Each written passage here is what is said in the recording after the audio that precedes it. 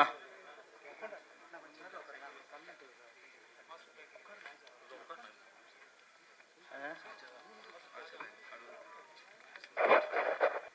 தமிழகத்தின் விடிவெள்ளி இப்போ ஷேக் ஆகுதா? அதான் நான் நின்னாலே ஷேக் ஆகுதான்னு பார்த்தேன்.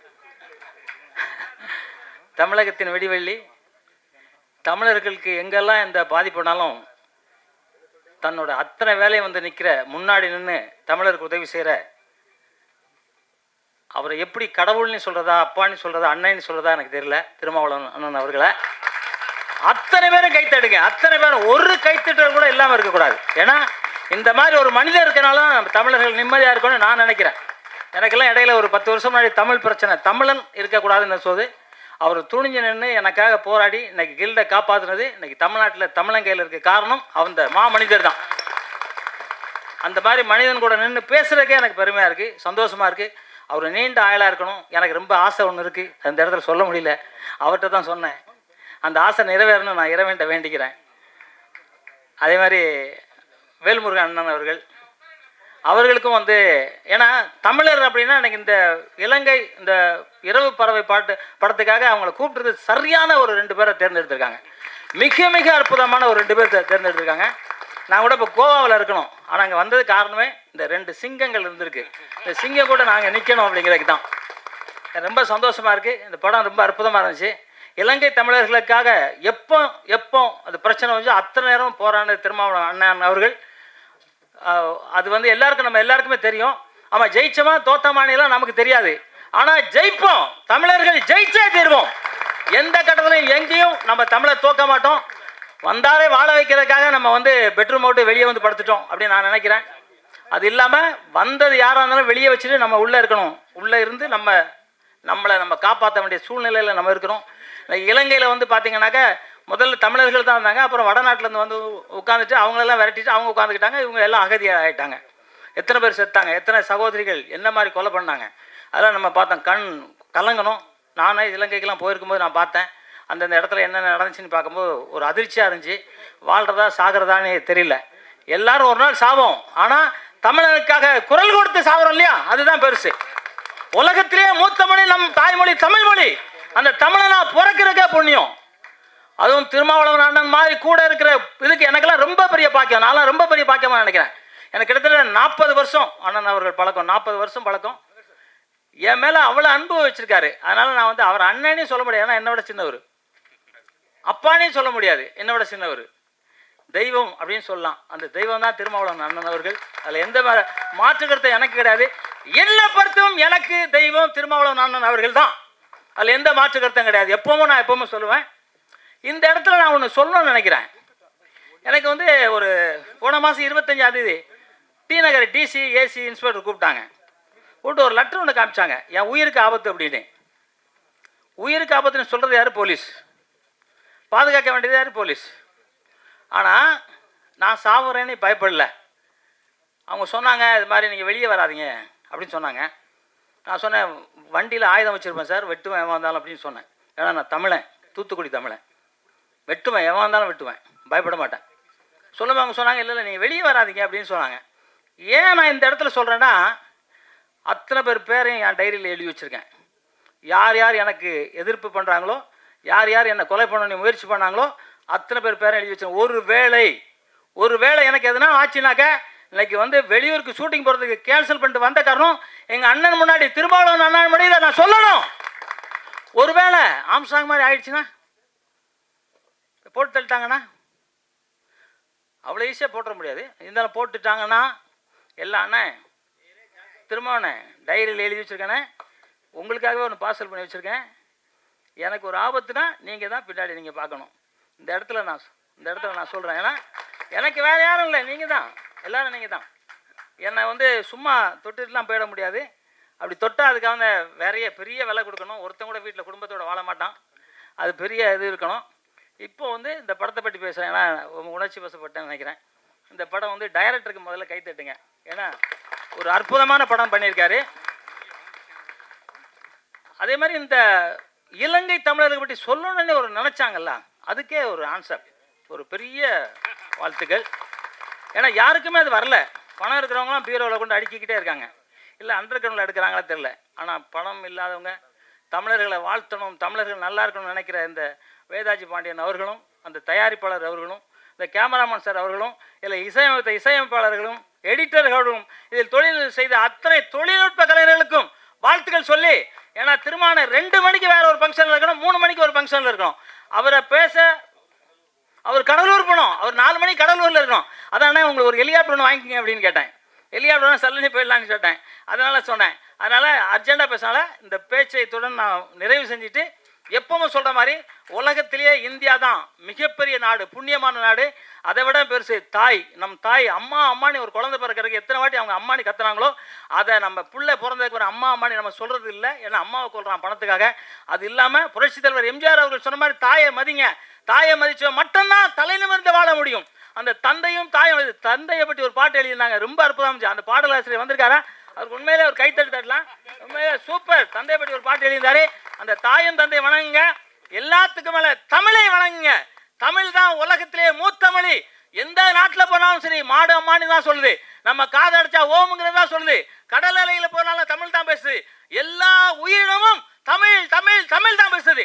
அந்த தமிழனா பிறந்திருக்கிறது பெரிய கொடுப்பனை. அது மாதிரி திருமான மாதிரி ஆளு அவங்க கூட நம்ம இருக்கிறது அதை விட பெருமை. அந்த தமிழ் வாழ்க, தமிழ் வெல்க, தமிழன் வெல்க தீர்வான். நன்றி, ஜெய்ஹிந்த்.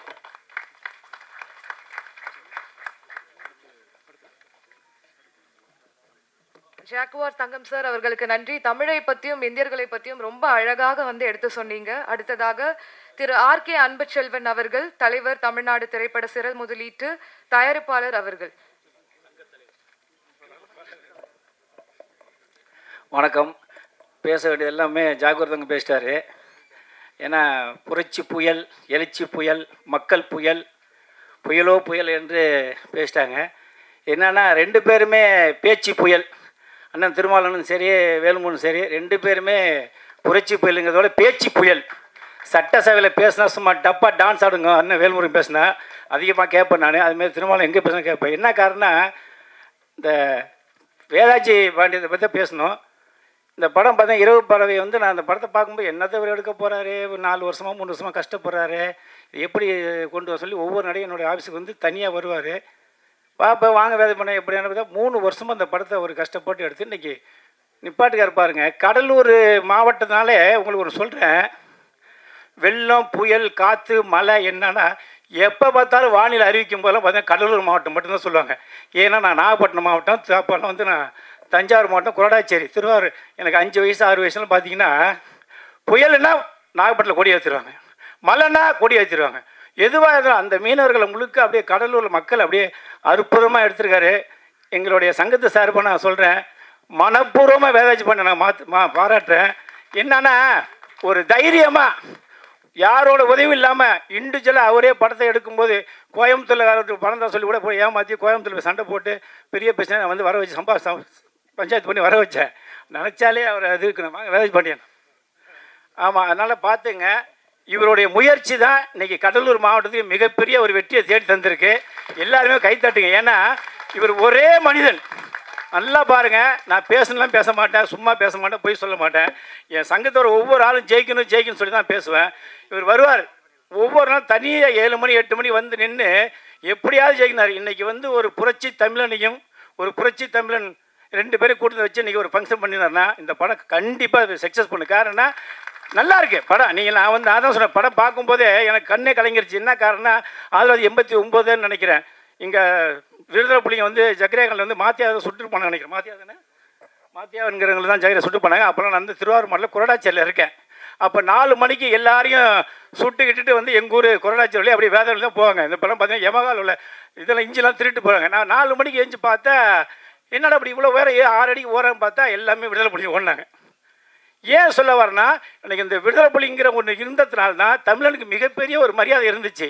அவங்க இந்த அமைதிப்படன்னு ஒன்று அனுப்பாமல் இருந்திருந்தா இன்றைக்கி விடுதலை புலி ஈழங்கிறது என்றைக்குமே அழிஞ்சிருக்க. காரணம்னா அந்த ஈழத்தில் கொண்டு போய் அமைதிப்படை விட்டதுனால தான் இந்த ராஜீவ்காந்தியோட பிரச்சனை வந்துச்சு. இன்றைக்கி வந்து அதெல்லாம் மீறி இன்றைக்கி ஒரு இந்தியாவும் எல்லாம் சப்போர்ட் பண்ணும், தமிழ்நாடு அரசு சப்போர்ட் பண்ண சொல்லி இன்றைக்கி இலங்கை மக்கள் வந்து அப்படியே தத்துரமாக எடுத்திருக்காரு வேதாஜி பாண்டியன். ஏன்னா அதிக நேரம் இல்லை, இருந்தாலும் இவருடைய மனசுக்கு இவருடைய எண்ணத்துக்கு இந்த படம் கண்டிப்பாக ஓடணும். நீங்கள் எல்லாருமே சப்போர்ட் பண்ண காரணம் மீடியா எல்லாருமே சப்போர்ட் பண்ணுங்கள். தனி மனிதனாக நின்று ஜெயிச்சிருக்காரு. இவரை நீங்கள் எல்லாருமே கொண்டு போய் சேர்க்கணும். ஏன்னா எல்லாத்தையும் இவர் தான் போயிருக்காரு. ஒவ்வொரு எடிட்டிங், டப்பிங், டிஏ, ஷூட்டிங் கீட்டி ஒரு தனி மனிதன் போய் இது பண்ணிக்காரு. அதனால் இப்போ 2 புரட்சி புயலும் பேசுவாங்க, 2 உடைய பேச்சு புயலும் பேசுவாங்க. இந்த படத்தை எல்லாரும் கொண்டு சப்போர்ட் பண்ணி சேருங்க. நன்றி, வணக்கம். மீண்டும் ஒரு முறை சொல்கிறேன், இந்த வேதாஜி பாண்டியனுக்கு எங்களோட சங்க சார்பாக கண்டிப்பாக சப்போர்ட் போனோம். ஏன்னா தனி மனிதன் ஜெயிச்சது வந்து மிகப்பெரிய கடினம். இவர் தனியாக சினிமாவில் ஜெயிச்சிருக்காரு. அது எங்களோட சங்க சார்பாக பாட சொல்ல. நன்றி, வணக்கம். நன்றி சார். இப்பொழுது பாடல்கள் வெளியிடப்படுகிறது. எழுச்சி தமிழர்களும் ஐயா வேல்முருகன் வெளியிடுகிறார்கள். அதற்கு அப்புறம் பாடல் வெளியிட்டதுக்கு அப்புறம் வந்து மறுபடியும் அவங்க பேசுவாங்க. எழுச்சி தமிழர் திருமாவளவன் எம்பி அவர்கள் பாடல்கள் முன்னோட்டம் வெளியிட தமிழக வாழ்வுரிமை கட்சி தலைவர் எம்எல்ஏ வருகை தந்திருக்கின்ற அனைவருக்கும் என் மனமார்ந்த நன்றியை தெரிவித்துக் கொள்கிறேன். எனக்கு மேடையில் பேசுகிற அனுபவம்லாம் கிடையாது, தவறு இருந்தால் என்னை மன்னிச்சிக்கோங்க. இந்த இரவு பறவை திரைப்படத்தை நான் இந்த ஒரு நல்ல ஒரு கான்செப்ட் எடுத்திருக்கேன். படத்துடைய தலைப்பு இரவு பறவை. இந்த இரவு பறவைனா இரவில் இரையை தேடி பறந்து அதை இரையை தேடி கொண்டு வந்து சாப்பிட்டுட்டு அது உட்காந்து பறக்கிற பறவை இல்லை. இது இரவு பறவை. கடல் கடந்து நாடு கடந்து உடைமைகளை விட்டுட்டு உயிர் பழச்சா போதும்னு வறுமையில் வாடி தப்பிச்சு தமிழகத்துக்கு வந்து தாய் தமிழ் தொப்புள் கொடி உறவுகளை தேடி வந்து உயிர் பழச்சா போதும்னு வந்து 2 நாட்டுடைய இராணுவத்தையும் கண்ணுக்கு தெரியாமல் மறைஞ்சு கடைசியாக கரை சேர்ந்து வந்து இங்கே வாழ்கிற மக்களுடைய வலியும் வேதனையும் கடல் பறவையா, அதாவது இரவில் வந்து தப்பிச்சுட்டு வருவாங்க. அதனால் அந்த இரவு பறவைன்ற அந்த டைட்டில் அதுக்காக வச்சோம். அந்த மக்களுக்காக நான் ஒரு சிறப்பான ஒரு வாழ்வியலான படத்தை நான் எடுத்திருக்கேன். இந்த படத்துக்கு நீங்கள் எல்லாருமே சப்போர்ட் பண்ணணும், மீடியா நண்பர்கள் எல்லாருமே. இது இன்னொன்றுனா, இந்த படத்துக்கு நான் என்ன நினச்சனோ அதை நான் எடுத்திருக்கேன். இந்த படத்தை வாழ்த்த வருகை இருந்திருக்கின்ற என் ஆருயிர் அண்ணன், நான் என்ன சொல்கிறதுன்னு தெரியல, என்னுடைய கடவுளாக நினச்சிக்கிட்டு இருக்கிற எங்கள் அண்ணன் திருமாவளவன் அவர்கள் இதை நேரில் வந்து என்னை வாழ்த்துறதுக்கு வந்தது மிகப்பெரிய சந்தோஷமாக இருக்குது. அதுவும் இன்னொரு மிக பிரம்மாண்டமான ஒரு மனிதர், எங்கள் விடிவெள்ளி, தமிழகத்தின் விடிவெள்ளி அண்ணன் வேல்முருகன் அண்ணன் அவர்கள். அண்ணன்ட்ட சொன்ன உடனே, இந்த கான்செப்ட் சொன்ன உடனே இது மிகப்பெரிய ஒரு ரீச் ஆகும், நல்ல கான்செப்ட், நான் கண்டிப்பாக வருவேன், அவசியம் வருவேன் அப்படின்னு சொல்லிட்டு எனக்காக வந்து வருகை தந்திருக்கிறார். அவர்களுக்கும் ஒரு மிகப்பெரிய நன்றியை தெரிவித்துக் கொள்கிறேன். மற்றும் இங்கே வருகை தந்திருக்கிற அனைவருக்கும் போதிய நேரமின்மை இல்லாத காரணத்தினால் அனைத்து தரப்பட்ட எனக்காக உழைத்த கடலூர் மக்கள், கடலூர் நடிகர் சங்கம், என்னுடன் பணியாற்றிய உதவி இயக்குநர்கள், டெக்னீஷியன்ஸ், ஒவ்வொருத்தரையும் நேரம் சொல்ல விரும்பலை, நான் முடியலை, டைம் இல்லை. எனக்காக என்னுடன் தோள் கொடுத்த மின்சாரம் திரைப்படத்தின் இயக்குனர்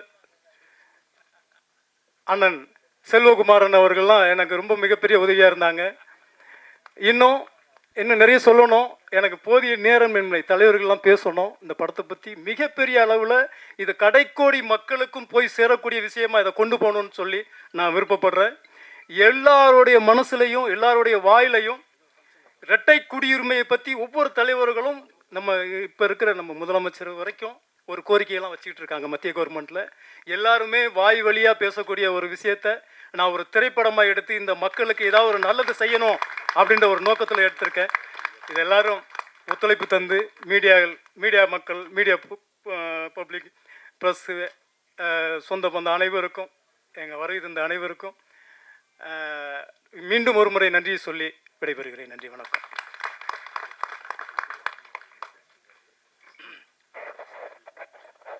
இப்பொழுது எழுச்சி தமிழர் அவர்கள் மக்கள் தொடர்பாளர் வெங்கட் அவர்களுக்கு சால்வணித்து மரியாதை செய்வார்கள் என்பதை கேட்டுக்கொள்கிறோம்.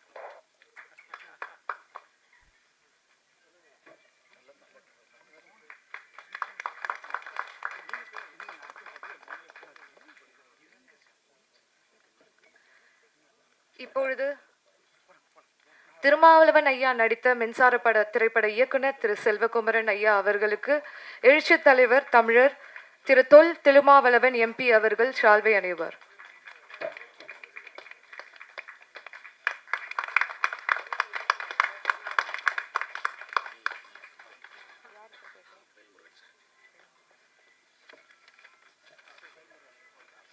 நன்றி. இப்பொழுது திரு டி வேல்முருகன் ஐயா எம்எல்ஏ தலைவர் தமிழக வாழ்வுரிமை கட்சி அவர்களை இப்படத்தை பற்றி 4 வார்த்தைகள் பேச அழைக்கிறோம். சார் 4 வான்கள் என்பது அப்படியே 4000 வார்த்தையா பேசுறீங்க.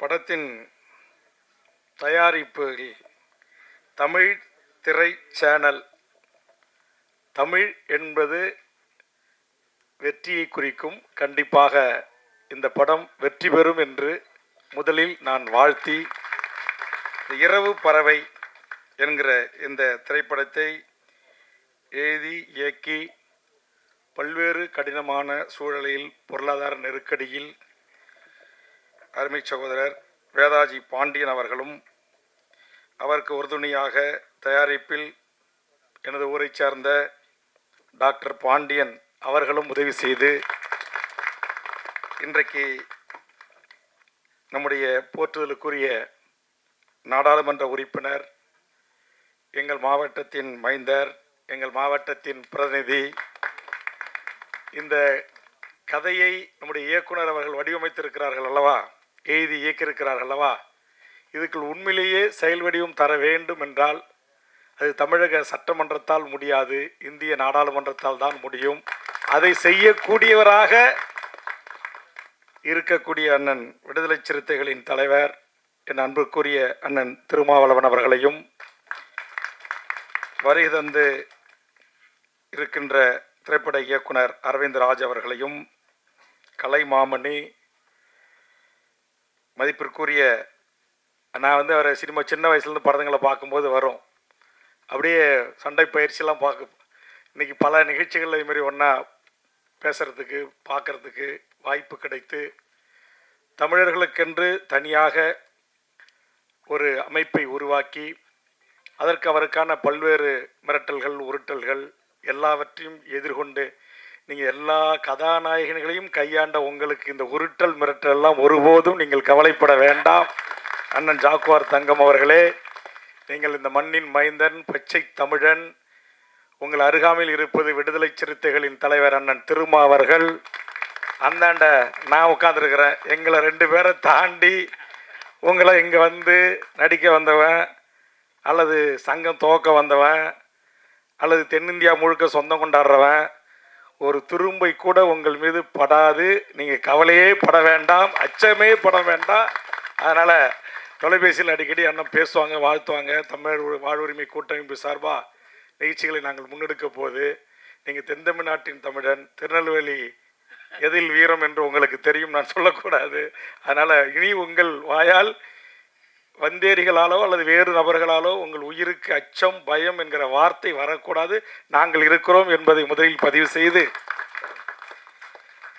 அதுபோன்று இங்கு தமிழ் திரைப்பட சிறு முதலீட்டார் தயாரிப்பாளர் சங்கத்தின் சார்பாக வாழ்த்திய அன்பு செல்வன் அவர்களுக்கும், வருகை தந்திருக்கின்ற எங்கள் அண்ணன் திருமாவர்களை இயக்கிய இயக்குனர் செல்வகுமரன் அவர்களுக்கும், அன்புதுரை, கமலக்கண்ணன், ரங்கராஜன், பாண்டியன், சங்கர், உமாசங்கர், ராஜா, படத்தில் நடித்திருக்கிற அரசியல்வாதியாக நடித்திருக்கிற நிழல் ரவி, குல் சுரேஷ், அனீஷ் பிரபு, சக்திவேல், மதுரம் அம்மா உள்ளிட்டவர்களுக்கும்,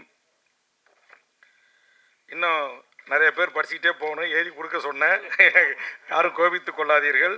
அதுபோன்று இந்த எனக்கு வந்து அமர்ந்த உடனேயே அந்த பாட்டு, அது குறிப்பாக நான் பிறந்து வளர்ந்து எல்லா இடங்களிலும் சுற்றி திரிந்த எங்கள் கடலூரில் தொடங்கி ராமாபுரம், வள்ளலார் பிறந்த வடலூர், விருத்தாச்சலம், சிதம்பரம், பிரத்யோகமாக என் தொகுதி பண்டுட்டி, என் தோட்டத்தில் இருக்கிற பலாப்பழம், அப்புறம் என் தொகுதியில் இருக்கிற அக்கடவள்ளி, என் தொகுதியான நெல்லிக்குப்பம். ரொம்ப நன்றி. இந்த பாடல் ஆசிரியர் புண்ணியவா யாருங்க, ரொம்ப மகிழ்ச்சி. ஏன்னா எனக்கு ஒரு ஆதங்கம் உண்டு. என்னதான் இருந்தாலும் இந்த மண்ணின் மீது ஒரு ஈர்ப்பு, ஒரு பாசம் இருக்கும்ல. எனக்கும் இருக்கும், எங்கள் அண்ணன் திருமாவுக்கும் இருக்கும், அண்ணன் ஜாக்குவாருக்கும் இருக்கும், எல்லாருக்கும் இருக்கும் அந்த மண்ணின் மீது. உலகத்துக்கே ராஜா வந்தாலும் தாய்க்கு பிள்ளைதானு சொல்லுவாங்கல்ல, அந்த மாதிரி கொங்கு நாட்டை பற்றி அந்த மொழியில் அந்த கலாச்சாரத்தை குறித்து படம் வரும். தென் தமிழ்நாட்டு குறிப்பாக மதுரை திருநெல்வேலியை மையமாக வச்சு படம் வரும் நிறையா. நம்முடைய தமிழர்களுடைய அந்த குடும்பம், உணவு முறை, பண்பாடு, சண்டை, வீரம், திருநெல்வேலின்னா அருவா, மதுரைன்னா ஜெகர்தாண்டா, அப்புறம் இன்னும் நிறையாவும் இருக்குது. வீரத்துலேயும் மதுரைக்கு குறைஞ்சது இல்லை. தமிழர்கள் என்றாலே வீரம் தான், அதில் எந்த விதம் இல்லை. ஆனால் எங்கள் இந்த நடுநாட்டு மக்கள் இருக்காங்கள்ல, நான், அண்ணன் திருமா, எங்கள் தயாரிப்பாளர் பத்திரக்கோட்டை, இந்த புலியூர்கள், என்ன அது படம் புலியூர், ஒரு அந்த அப்படியே இயக்குனர் என் ஊரை விட்டீங்க. தயாரிப்பாளரே என் ஊர் மதுரை, பத்திரக்கோட்டை தான், என் ஊர் புலியூர். அதனால் புலிக்கு எனக்கு சொந்தம். வாய்ப்பு இருந்தால் எங்கேயாச்சும் இடையில கொஞ்சம் புலியூர் அப்படின்னு சேர்த்து ஒரு வரிகளை, ஏன்னா என் ஊரை சேர்ந்த பாலமுருகன் தம்பி கூட நடிச்சிருக்கிறான், என்னுடைய உறவினர் பையன். அதுக்கு எதுக்காக சொல்ல வரேன்னா, அதை கேட்கும்போது உண்மையிலேயே நான் ரொம்ப ஒரு நெகிழ்ந்துட்டேன். ஏன்னா இதில் நிறைய படங்கள் பார்க்குறோமே, தங்கர் பச்சி அந்த முந்திரி கோட்டை பொறுக்கிறத, பலாப்பழம் போகிறத, அவர் அதுக்கு பிறகு பத்திரக்கோட்டையிலேருந்து வந்து ஒரு தயாரிப்பாளர். நம்முடைய இயக்குனருக்கு வந்து சொந்த ஊர் ராமநாதபுரம்.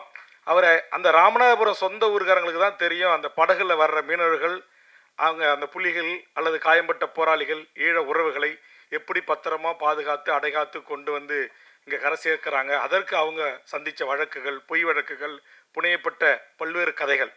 ஆக அந்த திரைக்கதை அவர் சொன்ன உடனேயே நான் வந்து கண்டிப்பாக ஈழம் சார்ந்த, அதுவும் குறிப்பாக அகதிகள் என்று சொல்லக்கூடாது, எங்கள் தொப்புள் கொடி உறவுகள்.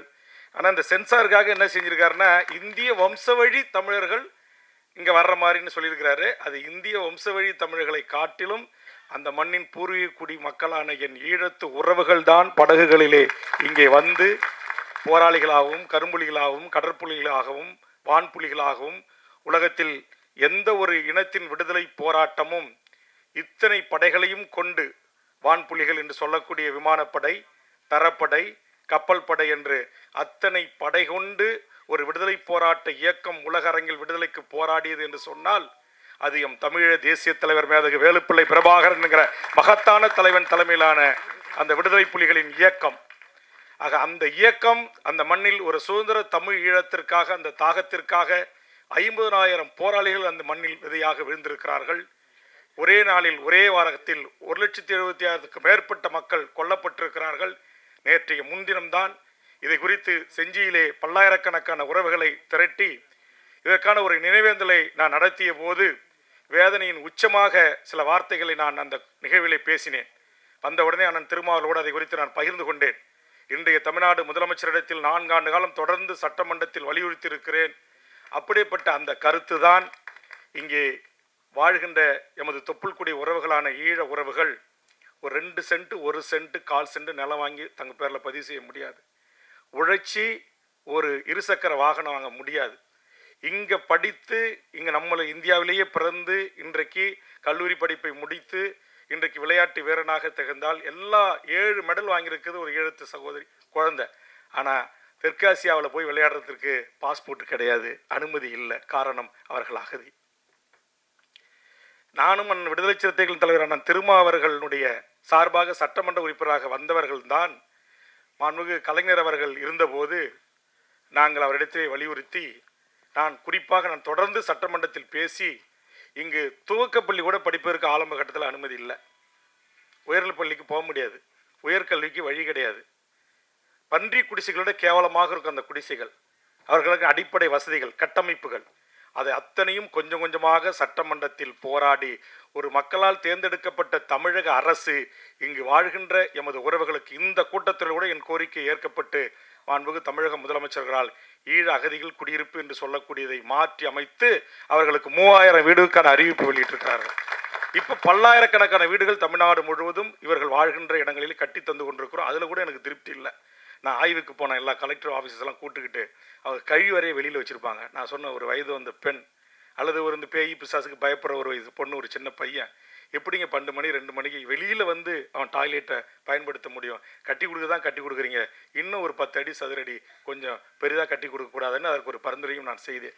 நான் எதற்காக இதையெல்லாம் சொல்லுகிறேன் என்று சொன்னால், இன்றைக்கு இங்கு வாழ்கிற இந்த மக்கள், அவருடைய தொப்புள் குடி உறவுகள் உலகம் முழுவதும் வாழ்கின்றார்கள். கனடாவில் ஒரு ஈழத்தமிழர் இன்றைக்கு அமைச்சராக பதவியேற்றிருக்கிறார். இந்த நேரத்தில் அவருக்கு நான் வாழ்த்துக்களை இந்த நிகழ்ச்சியின் சார்பாக சொல்லுகிறேன். நாடாளுமன்ற உறுப்பினர்களாக பல உயர்ந்த பதவிகளை வைக்கிறார்கள். ஆனால் இந்தியா எமது தாய்நாடு, பன்னெடுங்காலத்திற்கு முன்பு கடல்கோளால் பிரிக்கப்பட்ட என் ஈழம் என்கிற ஒரு தேசம், அந்த தேசத்தின் உறவுகள் இந்த மண்ணில் எவ்வளவு வலியோடு வேதனையோடு வாழ்ந்து கொண்டிருக்கிறார்கள். இன்றைக்கும் காலையில் 10 மணிக்கு வெளியில் வேலைக்கு போயிட்டு மாலை 6 மணிக்குள்ளே சிறப்பு முகாம்களுக்கு திரும்பலை அப்படின்னா கியூ பிரான்ச் அடுத்த நிமிஷம் அங்கே போய் நிற்பாங்க. இதையெல்லாம் நான் கூட அண்ணன் திருமாகிட்ட வழியோடு சொன்னேன். 11 முறை இந்த மக்கள் படுகின்ற துன்பம் துயரங்களை குறித்து நான் இந்த நாட்டுடைய முதலமைச்சரை சந்தித்து கடந்த சில மாதங்களில் பேசியிருக்கிறேன். சமீபத்தில் ஒரு 6 பேர் கைது செய்யப்பட்டிருக்கிறாங்க. அவர்கள் செய்த குற்றம் பாஸ்போர்ட் இல்லாமல் வந்தது, படகுகளில் வந்தது. இந்த கதையின் கரு அப்போ ஒத்து போகுது. அவர் இந்த கதை இயக்குனர் என்கிட்ட அந்த கதையும் சொல்லலை, என்ன இதுமாரி ஈழம் சார்ந்த ஒரு படம் அப்படின்னாரு. நேற்றுக்கு தான் நான் ரொம்ப கோபமாக உணர்ச்சி வயப்பட்டு அந்த மேடையில் பேசினேன். முதலமைச்சருக்கு வேண்டுகோள் வைத்தேன். தனித்தமிழ் ஈழம்தான் ஒற்றை தீர்வு என்கிற ஒரு சட்டமன்ற தீர்மானமும் உலகம் முழுவதும் வாழ்கின்ற ஈழ உறவுகள்கிட்ட, தமிழ்நாட்டில் இலங்கையில் யாழ்மண்ணில் வாழ்கின்ற அந்த உறவுகள்கிட்டையும் நீங்கள் ஒரு பொது வாக்கெடுப்பை ஐக்கிய நாடு சபையினூடாக நடத்தி அந்த மக்களுக்கான ஒரு சுதந்திர தனித்தமிழ் ஈழ அரசை உருவாக்கி தருவதற்கு மாண்புமிகு முதலமைச்சர் தலைமையிலான 40 நாடாளுமன்ற உறுப்பினர்களும் டெல்லிக்குரிய நெருக்கடியை தர வேண்டும். அண்ணன் திருமா அதற்கு வழிகாட்ட வேண்டும், தலைமையேற்க வேண்டும். இதை கருத்தைத்தான் நேற்றைய கூட்டத்தில் நான் பேசினேன். அது இன்னைக்கு அப்படியே வந்து பொருந்தது. இந்த கதையும் அதுதான். அதுக்கு பிறகு நான் சொன்னேன் 5 சொன்னேன். அதில் ஹைலைட்டாக நான் சொன்னது இந்த தீர்மானம். இந்த திருச்சியில் ஒரு சிறப்பு முகாம் இருக்குது. ஏற்கனவே பல முகாம்களை நான் அண்ணன் எல்லாம் அப்போ நான் இருந்த பாமக எல்லா கட்சியும் சேர்ந்து போராடி பல சிறப்பு முகாம்களை மூடிட்டோம். ஆனால் இன்றைக்கி ஒரு சிறப்பு முகாம் அங்கே இருக்குது. அதை மூடணும். அவங்க மூடிட்டு அவங்க விரும்புகிற நாடுகளுக்கு உலகம் முழுவதும் என் ஈழ உறவுகள் உட்காந்துருக்காங்க. அவங்க அரவணைத்து அன்பு பாராட்டிருக்காங்க. லண்டன் ஏற்றுக்கிறான், அமெரிக்கா ஏற்றுக்கிறான், ஆஸ்திரேலியா ஏற்றுக்கிறான், உலகத்தில் எல்லா நாடுகளும் ஏற்றுக்கிறான். அந்த நாட்டு குடிமகனாக இருக்கிறான், வேலை கிடைக்கலன்னா சம்பளம் கொடுக்குறான், வீடு வாடகை இல்லாமல் கொடுக்குறான், எல்லா உதவிகளும் செய்கிறான். ஆனால் என் தொப்புள் கொடி உறவு என்று நம்ம பேசுகிறோம். பக்கத்தில் 10 மைல் தூரத்தில் இருக்கிற என் உறவுகள் இந்த மண்ணில் எவ்வளவு வலியோட வேதனையோடு இருக்கிறாங்க. இன்னமும் தமிழ்நாட்டுடைய காவல்துறை உளவு பிரிவு, கியூ பிரிவு கண்காணிப்பின் கீழ் தான் அவர்கள் வாழ்கிறார்கள். இன்னமும் என் ஈழத்து உறவுகளுக்காக நான் கடந்த சட்டமன்ற கூட்டத்தொடரில் கவன ஈர்ப்பு கொண்டு வந்து 20 நிமிடம் போராடி பேசியிருக்கிறேன். ஒன்றிய அரசு மருத்துவம் படிப்பதற்கு என் ஈழத்து உறவுகளை அனுமதிக்கவில்லை, இன்னும் அனுமதிக்கலை.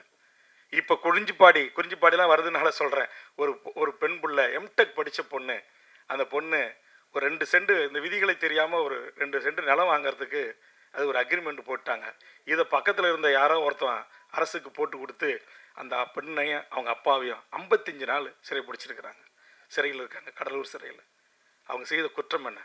அவர்கள் உழைத்து சம்பாதித்து ஒரு 2 சென்ட் சொந்தமாக வாங்கி ஒரு வீடு கட்டிக்கலான்னு ஆசைப்பட்டது குற்றமா? நான் கேட்கிறேன். இங்கே உலகத்தின் பல்வேறு நாடுகளை சார்ந்தவர்கள் இங்கு மாடா மாளிகை, கோடா கோபுரம் கட்டி வாழ்கிறார்கள். என்னுடைய சொந்த பகுதியான நீலகிரி மாற்றான் கைக்கு சென்று கொண்டிருக்கிறது. எங்களுடைய வணிகம், எங்களுடைய உற்பத்தி, எங்களுடைய தொழில், எங்களுடைய பண்பாடு, கலை, கலாச்சாரம், நாகரிகம், தொன்மை, வரலாறு, இலக்கியம், இலக்கணம் எல்லாம் இன்றைக்கு கொஞ்சம் கொஞ்சமாக மற்றவர்கள் கைப்பற்றி கொண்டிருக்கிறார்கள். எல்லாவற்றையும் நாங்கள் இழந்து கொண்டிருக்கிறோம். ஆக எல்லாவற்றையும் இழந்து அவர்களுக்கு வீடு இல்லையா, வாசல் இல்லையா, நிலம் இல்லையா, காணி இல்லையா, உறவுகள் இல்லையா, எப்படி வாழ்ந்த எம் இனம், அந்த இனம் இங்கு வந்து இவ்வளவு ஒரு துன்பத்தோடு துயரத்தோடு வாழ்கின்ற இந்த வழிகளை எல்லாம் எடுத்து பல திரைப்படங்கள் வெளியிடுவதற்கு முயற்சித்த போது ஒன்றிய அரசு சென்சார் நிறுவனம் தடை செய்தது, தடுத்து வைத்தது. கண்டிப்பாக இதுக்கு சென்சார் வாங்கியாச்சு.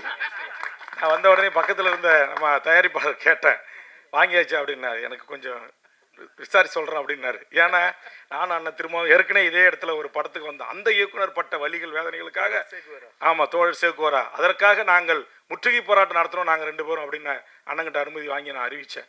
நான் எதுக்கு நான் சொல்ல வரேன்னா, அப்படி நம்முடைய வலிகளை, நம்முடைய வேதனைகளை, நம்முடைய வாழ்வியலை, நம்முடைய பண்பாட்டை, கலை, கலாச்சாரத்தை அதையெல்லாம் சொல்லும் போது இங்கே ஒன்றிய அரசு அதிகாரிகளால் அனுமதி மறுக்கப்படுகிறது.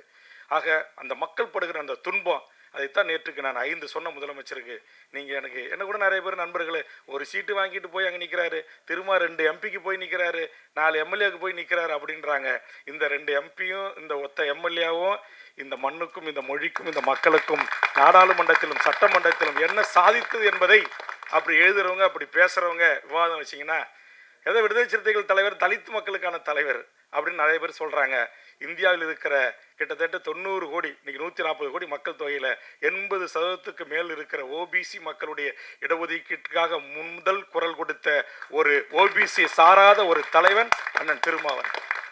அதுபோன்று இன்னைக்கு சட்டமன்றத்தில் நான் சொன்னேன், எனக்கு சீட்டு கீட்டு நோட்டு எதை பற்றியும் கவலை இல்லை, இந்த தீர்மானத்தை நிறைவேற்றுங்கன்னு சொல்லிட்டு, இந்த சிறப்பு முகாமை மூடுங்கன்னு சொல்லிட்டு, ஈழ உறவுகளில் சில பேருக்கு மாறுபட்ட கருத்துக்கள் இருக்கலாம். ஏன் எங்களை நீங்கள் வந்து ரெட்டை குடிமை வாங்குறீங்க, எங்களை அங்கே நாட்டுக்கு தள்ள பார்க்குறீங்களா, வேறு அனுப்ப பார்க்குறீங்கன்னு விரும்புகின்ற எம் ஈழ உறவுகள் என் தாய்மண் எமது புலிகள் உறவாடிய மீன்பிடித்த எங்கள் யாழ் அம்பாறை மட்டக்களப்பு திரிகோணமலை வன்னிமண்ணை போய் மிதிக்க வேண்டும் என்று விரும்புகிற என் ஈழத்து உறவுகள் விரும்புகிறவர்களுக்கு இரட்டை குடியுரிமை இரட்டை அந்த அனுமதி கொடுங்கன்னு தான் கேட்குறோம். அது கூட எங்களை சில பேர் விரும்புகிறாங்க. கட்டாயப்படுத்தி அவங்கள போங்கன்னு சொல்லலை. இந்தியா என்பது இது எங்கள் நாடு தான், உங்கள் நாடு. விடுதலை புலிகள் இந்திய ராணுவம் சென்று அங்கு ஏற்பட்ட அந்த பாதிப்பை குறித்து காசி ஆனந்தன் ஐயா அவர்களும் புதுவை ரத்னதுரை அவர்களும் எழுதிய அந்த வரிகள் எல்லாம் இந்த நாங்கள் போய் வருகிறோம் என்று அந்த பாடல் வரிகள் வரும். நன்றி சொல்கிறோம் என்கிற வரிகள் வரும். களத்தில் கேட்கும் கானங்கள் யாகராகங்கள். அந்த பாடல்கள் எல்லாம் நான் கேட்கின்ற போது அவ்வளவு கண்ணீர். நம்ம இந்திய இராணுவம் சென்று செய்த அநியாய அக்கிரம அட்டூழியங்களை குறித்து. ஆனால் இன்னைக்கு அதெல்லாம் குறித்து எந்த திரைப்பட இயக்குநர்களும் அப்படிலாம் எடுத்து நாம் வாழ்கிற இந்த இந்தியாவை, நம்முடைய இராணுவத்தை, நம்முடைய அரசை யாரும் அப்படி கடுமையான விமர்சனங்களை முன்வைப்பதில்லை. வலிகளை, வேதனைகளை, துன்பங்களை, கணவன் முன் மனைவியை கற்பழித்தான், தகப்பன் தாய் முன் மகளை கற்பழித்தான், எங்கள் பெண் பிள்ளைகளின் மார்புகளை அறுத்து தமிழ்ச்சிகள் கறி வீதிகளில் விற்கப்படும் என்று கம்பிகளில் கோத்தான், என் தாய்மார்களின் கற்பில் இருந்த அந்த பிசுவை காவல்துறையின் துப்பாக்கி முனையில் இருக்கிற கத்தியை கொண்டு கீறி சூஷாக்ஸ் கால்களால் மிதித்தான், தார்களிலே மூழ்கி எடுத்தான், சர்ச்சுகள் மீதும் நல்லூர் கோயில்கள் மீதும் எம் இஸ்லாமியர்கள், தமிழ் இஸ்லாமியர்கள் தொழில் செய்த இல்லங்கள் மீதும் உலகத்தால் தடை செய்யப்பட்ட கொத்து குண்டுகளை, பாஸ்பரஸ் குண்டுகளை போட்டு கொலை செய்தான். இந்த வழிகளை அடுத்தடுத்த தலைமுறைக்கு எடுத்து சொல்லி இவ்வளவு வழி நிறைந்தது நம்முடைய வாழ்வு. இன்றைய ஒரு நுகர்வு கலாச்சாரத்தில், ஒரு குளோபல் உலகத்தில் நாம் வேறு விதமான பண்பாட்டு கலாச்சார நாகரிகத்தில் உள்ளடங்கி நம்முடைய வேரை நாம் கொஞ்சம் கொஞ்சமாக செல்லரித்து கொண்டிருக்கிறது என்று தமிழ்நாட்டு தமிழர்கள் நாம் பேசிக் கொண்டிருக்கிறோம். ஆனால் எமது ஈழத்து உறவுகள் அந்த கலாச்சாரத்தோடு வாழ்ந்தாலும், உலகத்தில் எவ்வளவு பெரிய கல்லூரிகளில் பட்டங்களை படித்தாலும், எவ்வளவு பெரிய நிறுவனத்தில் இருந்தாலும் தாய் மண்ணான எம் ஈழ மண்ணை மறக்காமல் வாழ்கிறார்கள். உலகத்தில் வாழ்கின்ற அத்தனை ஈழ உறவுகளும் அகதிகளாக போனாலும் கூட தங்கள் பிள்ளைகளுக்கு தமிழ்நாட்டுடைய பண்பாட்டு விடயங்களை, ஆதி தமிழரின் பறை இசையை தமிழ்நாட்டு தமிழச்சி தங்கைகள் தம்பிகளை விட என் ஈழத்து தம்பிகள் கற்றுக்கொள்ளுகிறான். ஒவ்வொரு வீட்டிலும் பறை இருக்கிறது. தமிழீழ மண்ணில் தமிழீழ தேசிய தலைவனுக்கு கைகளில் எங்கள் கடலூர் மண்ணை சேர்ந்த, கீரனூரை சேர்ந்த என் அண்ணன் திருமாவுக்காக பல பாடல்களை எழுதிய என் அண்ணன் அறிவுமதி அவர்கள் இங்கிருந்து நூற்றுக்கணக்கான பறைகளை அனுப்பி வைத்தார். பறை தமிழர்களின் ஆதி இசை.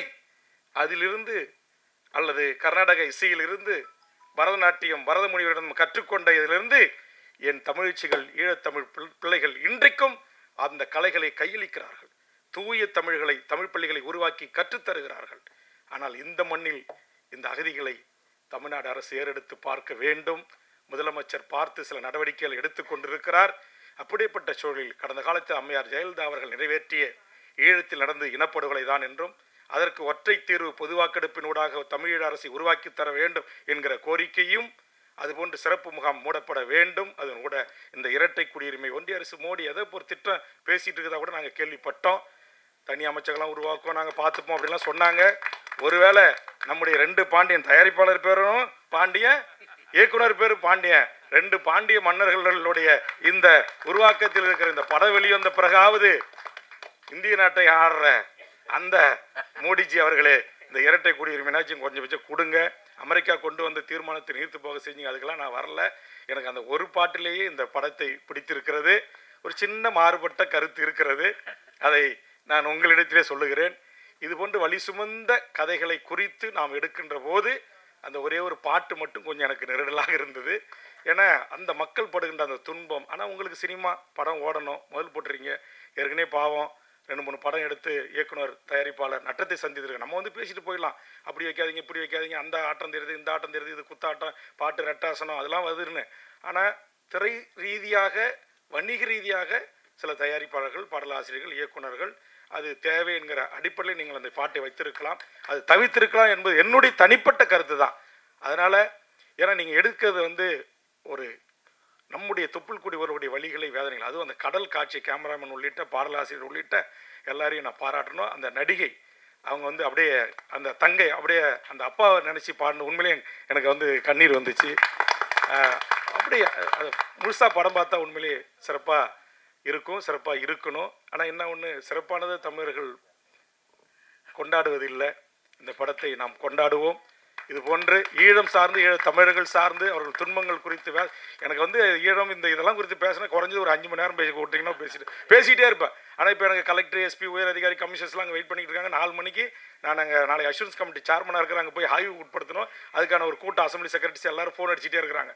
இதுக்காக நான் பிரத்யேகமாக கிளம்பி வந்தேன். இப்போ இரவோட ஓடனாங்க கூட்டத்தை நாளைக்கு காலைல மாற்றி வச்சுட்டு போகலான்னு தான் இப்போ கொஞ்சம் நேரம் பேசிகிட்டு இருக்கேன். அந்த அளவுக்கு இப்படி நானே ஒரு உணர்ச்சி வயப்பட்டோம். அண்ணன் திரும்ப சொல்லுவார், நீங்கள் கொஞ்சம் உணர்ச்சி வயப்படக்கூடாது, கொஞ்சம் கோவப்படக்கூடாது, கொஞ்சம் நிதானமாக இருந்தீங்கன்னா நல்லது அப்படிம்பார். ஏன்னா எனக்கு இந்த பொய் பேசுறது, விட்டு கட்டி பேசுறது, அப்படி இப்படி வசந்தம் ஏற்றி இறக்கி பேசுறது, பாட்டு பாடுறதெல்லாம் ஒன்றுமே தெரியாது. என் உள்ளத்திலிருந்து வரும் வார்த்தைகள் அது பல பேரை காயப்படுத்தலாம். அதை பற்றி எனக்கு கவலை இல்லை. ஆனால் அது உண்மை என்று எனக்கு தெரிந்தால் நான் ஓங்கி உரத்த பேசுவேன். அப்படி தான் பேசியிருக்கிறேன். அப்படியேப்பட்ட என்ன எதுக்கு கூப்பிட்டுருக்காங்க அப்படின்னா, வந்த பிறகு தான் தெரியுது பட தயாரிப்பாளர் என் ஊருக்காரரு, படித்தவன் நடித்தவன் பூரா என் சித்தம்மாவன் பெரியம்மாவனாக இருக்கிறான், பாட்டு பூரா வருது, பாடல் பூரா வருது, பாடலீஸ்வரர் கோயிலை பற்றி வருது, எல்லாத்தையும் வருது. தங்கர் பச்சானுக்கு அடுத்தது ராமநாதபுரம் சீமையில் பிறந்த நம்முடைய இயக்குனர் அவர்கள் என் மண்ணின் வாசனைகளை, என் மாவட்டத்தின் ஊர்கள் பெயர்களை எல்லாம் பாடல்கள் ஆக்கி பார்க்கும்போதே கேட்கும்போதே எங்களுக்கு மகிழ்ச்சியாக இருக்குது. அதனால் இந்த நிகழ்ச்சிக்கு என்னோடு வருகிறது அந்த நம்முடைய விடுதலை படத்தினுடைய அசோசியேட் டைரக்டர் நம்முடைய ஜெகதீஷ் பாண்டியன், நம்முடைய வேணுகோபால், புகழேந்தி மாறன், எங்கள் தலித் சக்திவேல் ஊர்லேருந்து வந்திருக்காரு அவர்லாம். அதனால் கடலூரில் இருக்கிற நிறைய முகங்கள் இருக்குது. அதனால் எல்லாருக்கும் ஊர்லேருந்து வருகை தந்து இந்த நம்முடைய கடலூர் என்கிற நம்முடைய செம்மண் பூமியை, கடல் ஒட்டி வாழக்கூடிய நம்ம மீனவ மக்கள், ஈழத்தமிழர்கள், ஏன்னா நம்ம ஊரில் தான் குள்ளஞ்சாடில் முகாம் இருக்குது, அம்பலாமேட்டில் முகாம் இருக்குது, விருத்தாச்சலத்தில் முகாம் இருக்குது, குறிஞ்சிப்பாடில் முகாம் இருக்குது, ராமநாதபுரத்தை தாண்டி அதிக இலங்கை தமிழர்கள் என்று சொல்லக்கூடிய தொப்புள்குடி உறவுகள் வாழ்கிற முகாம் எங்கள் பகுதியில் இருக்கிறது. இன்றைக்கும் ஆண்டுக்கு ஒரு முறை இயற்கை பேரிடர் பிரச்சனை நல்லது கெட்டது அப்படின்னா முதல் உதவியாக நான் போய் நின்று அவர்களோடு தான் நானும் இருந்து கொண்டிருக்கிறேன். அந்த அளவுக்கு அவர்கள் என் மீது மாறாத ஒரு பற்றை தெரிவிக்கக்கூடியவர்கள். அந்த மக்களுடைய மறுவாழ்வுக்காக, அவருடைய சம உரிமைக்காக, சம வாழ்வுக்காக, ஒரு சுதந்திரத்திற்காக இன்னும் பல படங்கள் வர வேண்டும் என்று வாழ்த்தி, இந்த படத்துக்கு நாம் அனைவரும் சேர்ந்து வெற்றியை தேடித்தர வேண்டும் என்று இந்த நேரத்தில் கேட்டுக்கொண்டு, கொஞ்சம் அதிக நேரம் எடுத்துக்கிட்டால் அண்ணனை கோபித்துக் கொள்ளக்கூடாது என்று மிகச்சிறப்பான பத்திரிகையாளர்கள் இந்த கவரேஜுக்கு வந்திருக்கீங்க. உண்மையிலேயே நன்றிங்க. இந்த மாதிரி படத்துக்கு வந்திருக்கீங்க. உங்களை கைகூப்புறேன் நான். ஏன்னா இன்னைக்கு அதுக்கும் கொஞ்சம் சிவப்பு தோல் வேணும். எல்லாம் படத்தில் நடித்தவங்க பார்த்தா எல்லாம் கருப்பு தோல், கதாநாயகன்லேருந்து துணை நடிகர்கள்லேருந்து டான்ஸ் மாஸ்டர்லேருந்து எல்லாம். ஆனால் கருப்பு தோல், ஈழம், மீனவர் பிரச்சனை, இந்த மாதிரி அகதிகள் பிரச்சனை, இதையெல்லாம் இன்றைக்கி தமிழ்நாட்டில் இருக்கிற சமூக ஊடகங்கள் தான் 1-2 எழுதுது.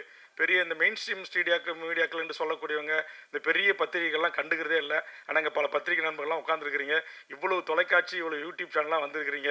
இந்த வழி நிறைந்த எம் ஈழ உறவுகளின் இந்த சோக கதையை, சொந்த கதையை உலக தமிழ் சமூகத்துக்கு எடுத்து சொல்லுங்கள். ஆளுகின்ற அரசின் கவனத்தின், அவருடைய ஒன்றிய அரசனுடைய காதுகளுக்கு எடுத்து சென்று அவர்கள் சிந்தித்து ஒரு நல்ல முடிவை எடுப்பதற்கு உங்கள் ஊடகம் உரிய வெளிச்சத்தை இந்த திரைப்படத்தின் மீது பாய்ச்ச வேண்டும் என்று அன்பான வேண்டுகோள் வைத்து, மிகச்சிறப்பாக இந்த படத்தை தயாரித்து இயக்கி இருக்கிற அத்தனை நல்ல உள்ளங்களுக்கு, எல்லா ஆர்டிஸ்ட்டுக்கும், எல்லாருக்கும் என்னுடைய சார்பாக எல்லாருமே சிறப்பாக பண்ணியிருக்காங்க. எல்லாருக்கும் என்னுடைய வாழ்த்துக்களையும் பாராட்டுக்களையும் தெரிவித்து நிறைவு செய்கிறேன். நன்றி, வணக்கம். நன்றி. எம்எல்ஏ அவர்களுக்கு நன்றி. இப்பொழுது இயக்குனர் அரவிந்த்ராஜ் சார் அவர்கள் ஒரு சில வார்த்தைகள்.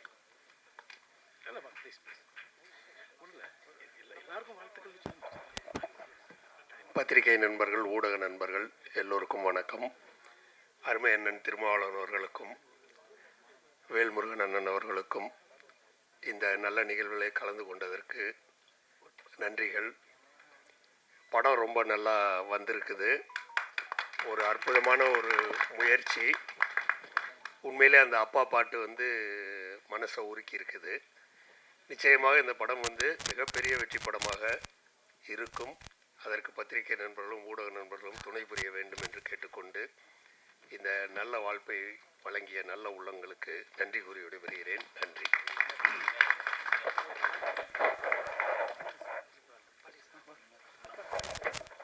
இப்பொழுது தயாரிப்பாளர் பாண்டியன் அவர்கள் ஒரு சில வார்த்தைகள்.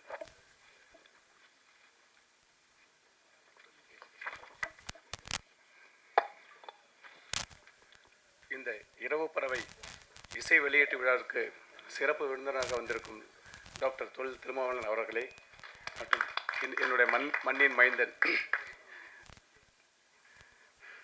என்னுடைய அண்ணன் வேல்முருகன் அவர்களுக்கும் என்னுடைய நன்றியை தெரிவித்துக் கொள்கிறேன். மற்றும் இங்கு அமைந்திருக்கும் பெரியவர்கள் அனைவருக்கும் என்னுடைய சிறந்தார்ந்த நன்றியை தெரிவித்துக் கொள்கிறேன் சார். இப்போ அதிக நேரம் பேச முடியாதுங்க. ப்ரெஸ் மீடியா எல்லாருக்கும் என்னுடைய நன்றிகள். இந்த அது கேப்டன் ஆஃப் த ஷிப் இரவு பறவை டைரக்டர்ஸ் வேதாஜி பாண்டியன். இந்த படத்தை இந்த இடத்துல நிற்கிறதுக்கு முதல்ல என்னுடைய தமிழ்நாடு அக்ரிகல்ச்சர் யூனிவர்சிட்டியில் என்னுடைய சூப்பரண்ட் மிஸ்டர் மனோகர் சார் தான் நான் காரணம் மெயின். அவர் எல்லாம் நாங்கள் இருக்க முடியாதுங்க. என்னுடைய நண்பன் ராதா.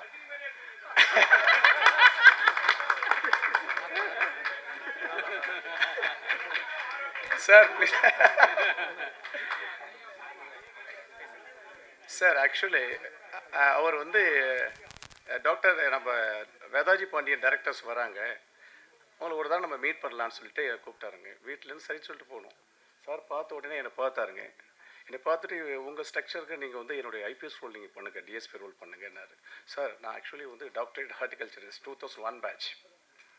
நான் ஒரு சாதாரண ஒரு கிராமத்தில் பிறந்தேன்.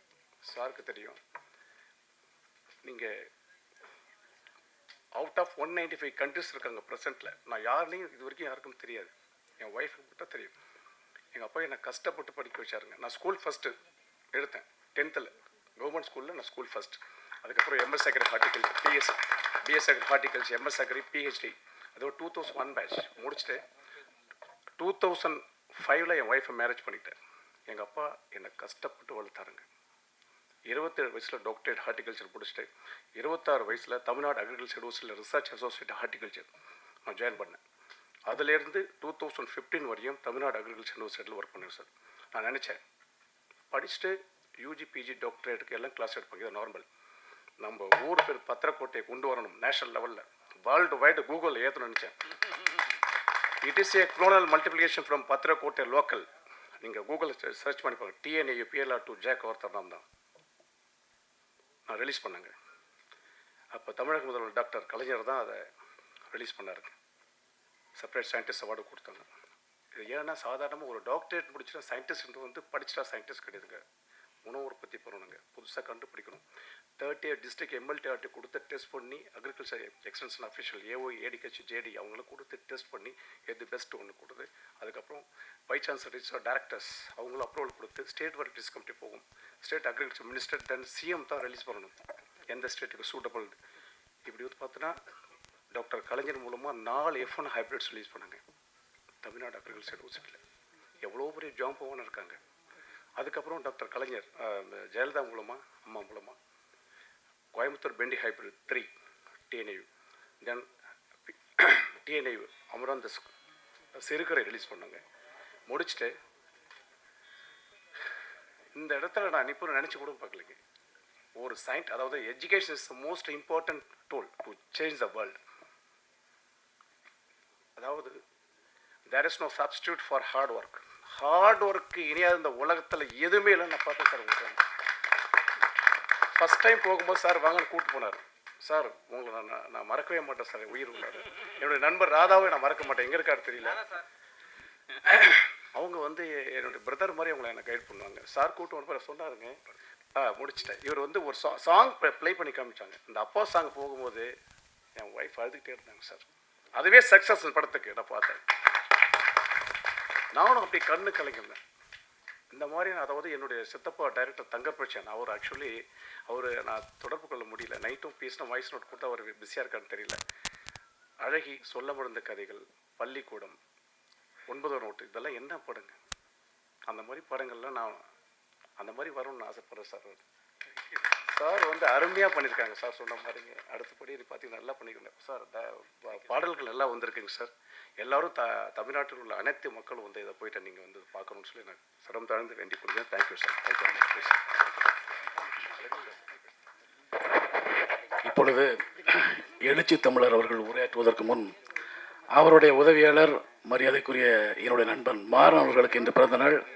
அவருக்கு எங்களது இரவு பறவை குழு சார்பாக சால்வை அணிவித்து அவரை பெருமைப்படுவதில் சந்தோஷமாக இருக்கும். எங்களுக்கு எல்லாரும் எளிமையான ஒரு கை தட்டுங்க ப்ளீஸ்.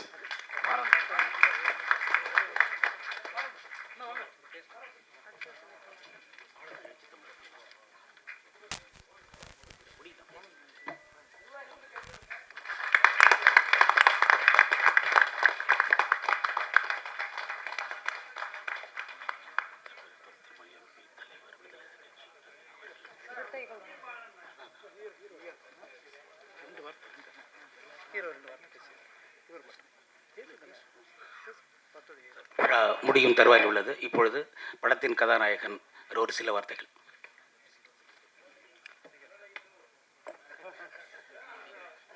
எங்கள் கடலூர் மாவட்டத்தை சேர்ந்த அண்ணன் திருமாவளவன் அண்ணன் அவர்களும் அண்ணன் வேல்முருகன் அண்ணன் அவர்களும் அது என்னுடைய கடலூர் மாவட்டத்தை வச்சு ஒரு பாட்டு எழுதினார் அண்ணன் கலில் பாரதி அண்ணன். நான் சொல்லிட்டேன், ஒவ்வொருத்தவங்களும் மண்ணோட உரிமை வெறிதானம் எல்லாமே இருக்கும்ல, அதே மாதிரி தான் சினிமானாக்கா பொள்ளாச்சி, கோயம்புத்தூர், சென்னை, ஒவ்வொரு ஊர் சொல்லுவாங்க. நான் 30 வருஷமாக சினிமாவில் கஷ்டப்பட்டுட்டு இருக்கிறேன். நான் என் மண்ணோட பெருமையை சேர்க்கணும். அது எங்கள் பாலீஸ்வரர், எங்கள் தேவநாத சாமி, இவங்கெல்லாம் நான் காட்டணும்.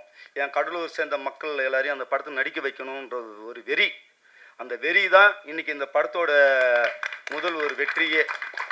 அண்ணன் வேதாஜி அண்ணன் வந்தாங்க, கலையண்ணன் வந்தாங்க. இந்தமாரி தம்பி, இந்தமாரி ஒரு கண்டெம்ட் வச்சுருக்கிறேன், இலங்கை தமிழின மக்களுக்காக ஒரு படம் ஒன்று வச்சுருக்கிறேன், நம்ம பண்ணணும், கிட்ட நீங்கள் கோஆப்ரேட் பண்ணுங்கன்னு சொன்னாங்க. அதேமாதிரி அண்ணன் கூட நான் சேர்ந்து செயல்பட்டேன். கடலூர் மாவட்டத்தை பற்றி பாட்டும் வந்தது, என்னோட மக்களும் அதில் நடித்தாங்க. அதோட என் குடும்பம், நான் இந்த இடத்துல இருக்கிறேனாக்கா நான் சாதாரண ஃபேமிலியில் பிறந்தவன் தான். நான் ரொம்ப கஷ்டப்பட்ட ஃபேமிலியில் பிறந்தவன். நான் இந்த மேடையில் நிற்கிறதுக்கு காரணம் எங்கள் அம்மா, என் அக்கா, தங்கச்சி, எங்கள் அண்ணன், எங்கள் குடும்பம் தான். இந்த இடத்துல இந்த இவ்வளோ பெரியவங்க முன்னாடி என்னை நிற்க வச்சு இந்த நிற்க வைக்கிற காரணமே எங்கள் குடும்பம் தான். இது என்னுடைய 2வது படம். மொதல் படத்துக்கு அண்ணன் ஜாகுவார் அண்ணன் வந்தாங்க. இது என்னுடைய வெற்றி இல்லை, இது அண்ணனை மாதிரி, வேல்முருகன் அண்ணனை மாதிரியும், ஜாகுவார் தங்க அண்ணன் மாதிரியும் எல்லாமே எங்கள் மாவட்டம் சொல்கிறாங்கல்ல, அண்ணனுக்கு ஒரு மாவட்டம்னு ஒரு வீரம் சொன்னாங்கல்ல, கடலூர் மாவட்டத்தில் அவ்வளோ பேர் பாதிச்சிருக்கிறாங்க. ஒவ்வொரு முறையும் ஒவ்வொரு டைம்லும் உயிருக்கு போராடி தான் நாங்கள் அந்த கடலூர் மாவட்டத்தில் வாழ்ந்துட்டு இருக்கிறோம். என்னோடய ஆசை, இந்த கடலூர் மாவட்டத்தில் இந்த வள்ளலாறு, பாலீஸ்வரர் எல்லா இடத்துலையும் அந்த பேர் வந்தது. அதே போல் இந்த படம் வெற்றி அடைஞ்சு எங்கள் கடலூர் மாவட்டத்துக்கு எல்லாருக்கும் பெருமை சேர்க்குற அளவுக்கு முதல் காரணம் எங்கள் அண்ணன் வேதாஜி அண்ணனும் எங்கள் கலை அண்ணனும், இவங்க தான் முதல் காரணம். ரொம்ப சந்தோஷம். இந்த ப்ரெஸ்காரங்க, மீடியா எல்லா நண்பர்களும் சொல்கிறேன், இந்த கடலூர் பாட்டை எல்லா எடுத்துன்னு போய் சேர்க்கணும். இதுக்கு இந்த உறுதுணையாக இருந்த எனது நண்பர் பாண்டியன் அவருக்கு என்னுடைய நன்றி தெரிவித்து நான் விடைபெறேன். ரொம்ப நன்றி. நான் அதிகமாக ஏதாவது பேசல. ரொம்ப நன்றி. நன்றி நன்றி. படத்தின் கதாநாயகி அவர்கள் ஒரு சில வார்த்தைகள், 2 வார்த்தைகள் மட்டும். எழுச்சி தமிழர் பல்வேறு வேலைகள் மத்தியில் இருக்கிறார்.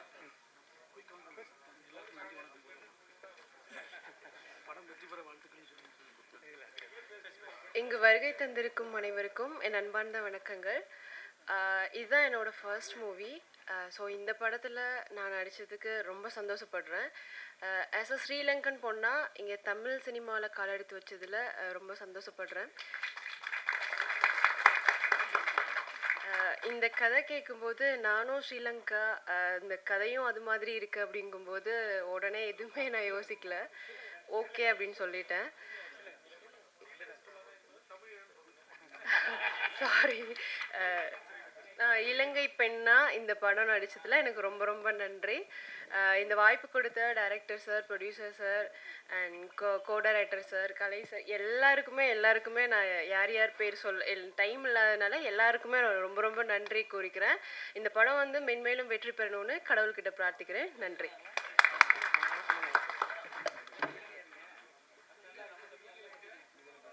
கண்டிப்பா நன்றி. நன்றி கதாநாயகி அவர்களுக்கு. அடுத்தபடியாக எழுச்சி தலைவர், எழுச்சி தமிழர் தொல் திருமாவளவன் எம்பி, தலைவர் விடுதலை சிறுத்தைகள் கட்சி அவர்களை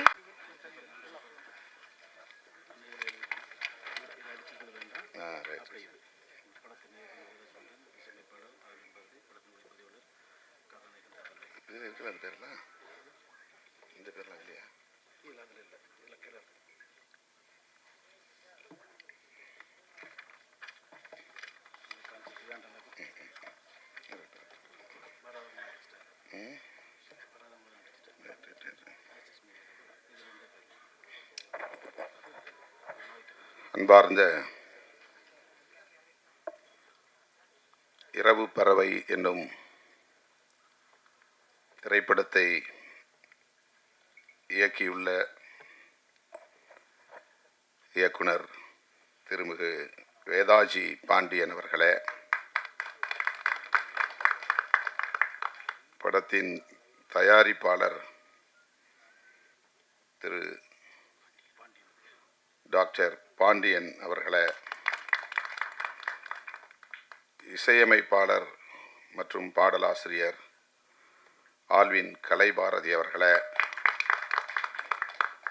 படத்தின் ஒளிப்பதிவாளர் பகவதி பாலா அவர்களே, கதாநாயகன் தம்பி கோகில் சத்யா அவர்களே, கதாநாயகி நந்தினி உதயகுமார் அவர்களே, இந்த நிகழ்வில் பங்கேற்று உணர்ச்சிகரமாக இங்கே உரையாற்றி அமர்ந்திருக்கிற தமிழக வாழ்வுரிமை கட்சியின் தலைவர், சட்டமன்ற உறுப்பினர் அன்பு இளவல் தி வேல்முருகன் அவர்களே, திரைப்பட இயக்குனர் ஊமை விழிகள் புகழ் திருமிகு அரவிந்த் ராஜ் அவர்களே, நமது பெருமதிப்பிற்குரிய கலைமாமணி அண்ணன் டாக்டர் ஜாக்குவார் தங்கம் அவர்களே, தமிழ்நாடு திரைப்பட சிறு முதலீட்டு தயாரிப்பாளர்கள் சங்கத்தின் தலைவர் திருமிகு ஆர்கே அன்புச்செல்வன் அவர்களே, திரைப்பட தயாரிப்பாளர் ரங்கராஜன் அவர்களே, கடலூர் பி ராஜா அவர்களே, திரைப்பட தயாரிப்பாளர் திரு அனீஷ் பிரபு அவர்களே, திரைப்பட இயக்குனர் அன்பு சகோதரர் செல்வகுமாரன் அவர்களே, கடலூர் மாநகர மாமன்ற உறுப்பினர் திரு சக்திவேல் அவர்களே, கடலூர் திருமதி மதுரம் அம்மா அவர்களே, மற்றும் இந்த நிகழ்வில் பங்கேற்று இதனை சிறப்பித்துக் கொண்டிருக்கிற திரை கலைஞர்களே, திரளாக கூடியிருக்கிற தமிழ் சொந்தங்களே, உங்கள் அனைவருக்கும் என்னுடைய பணிவார்ந்த வணக்கத்தை தெரிவித்துக் கொள்கிறேன். அண்ணன் ஜாக்குவார் தங்கம் அவர்கள் சொன்னதைப் போல, இந்த காலச்சூழலில் ஈழத்தமிழர்களை பற்றி திரைப்படம் எடுக்க வேண்டும் என்று சிந்தித்ததே பாராட்டுதலுக்குரியது, போற்றுதலுக்குரியது. அந்த வகையில் தயாரிப்பாளர், இயக்குனர் உள்ளிட்ட அனைவரையும் நான் நெஞ்சார பாராட்டுகிறேன், வாழ்த்துகிறேன். அதிலும் மிக முக்கியத்துவம் வாய்ந்த ஒரு பிரச்சனையை இயக்குனர் தொட்டிருக்கிறார். இரட்டை குடியுரிமை என்கிற ஒரு கோரிக்கை நம்முடைய ஒன்றிய அரசு, பாஜக அரசு சிஏஏ என்ற ஒரு சட்டத்தை கொண்டு வந்ததை நாம் அறிவோம். அந்த சட்டம் ஈழத்திலிருந்து வரக்கூடிய தமிழர்களுக்கு குடியுரிமை தர முடியாது என்று திட்டவட்டமாக தெரிவித்திருக்கிறது. அப்படி ஒரு சட்டமே வந்துவிட்டது. அண்டை மாநிலங்களிலிருந்து வரக்கூடிய, தஞ்சம் போகக்கூடிய,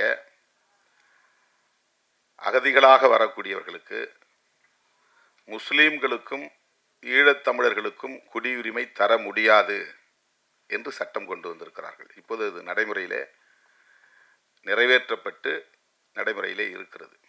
இன்னும் அதை தீவிரப்படுத்தவில்லை. இப்படிப்பட்ட ஒரு சூழலில் இந்த கருப்பொருளை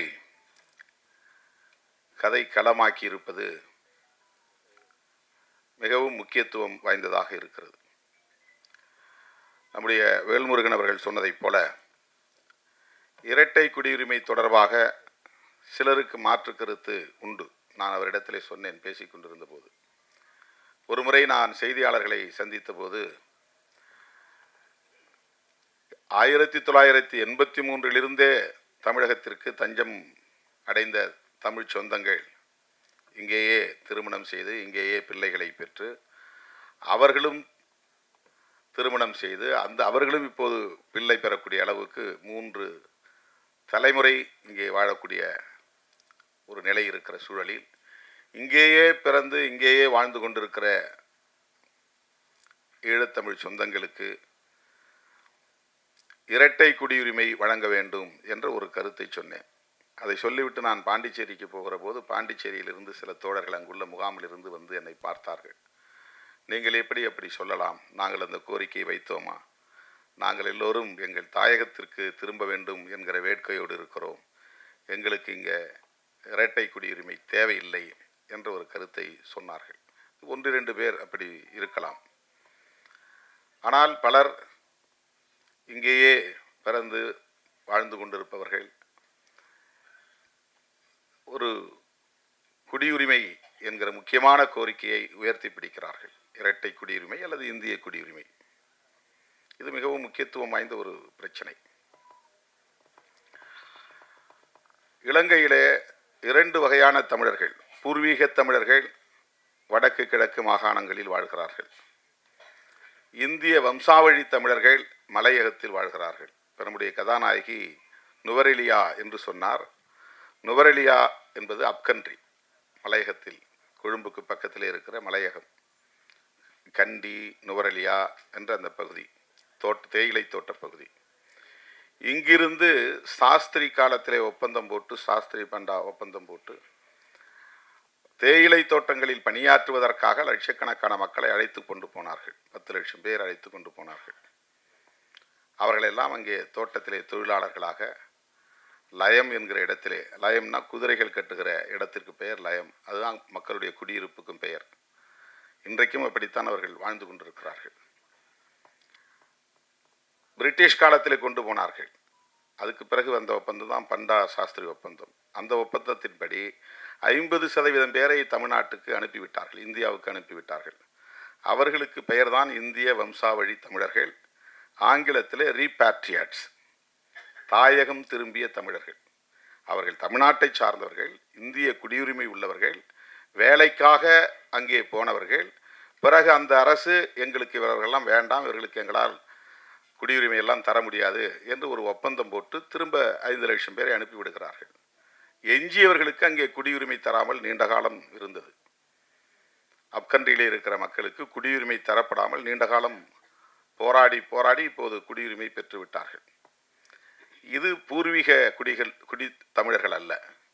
வடக்கு கிழக்கு மாகாணங்களில், யாழ்ப்பாணம் சொல்கிறோம் இல்லையா, வன்னி சொல்கிறோம், அது வடக்கு மாகாணம். மட்டக்களப்பு, அம்பாறை அது கிழக்கு மாகாணம்.